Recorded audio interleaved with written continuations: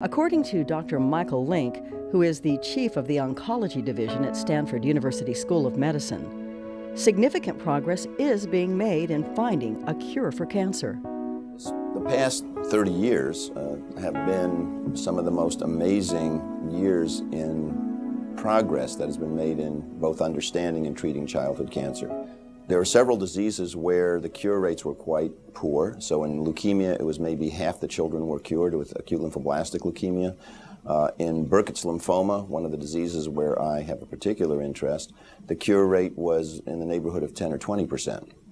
And in that 30 years, the cure rates for leukemia have improved to now more than 80% of those children are cured, approaching 90% for certain risk groups.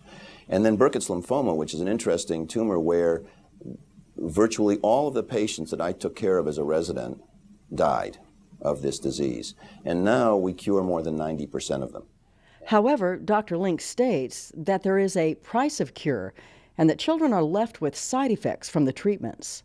The major focus of our research is now what is the minimum treatment that we have to give them in order to cure them, but minimize especially the long-term side effects of treatment.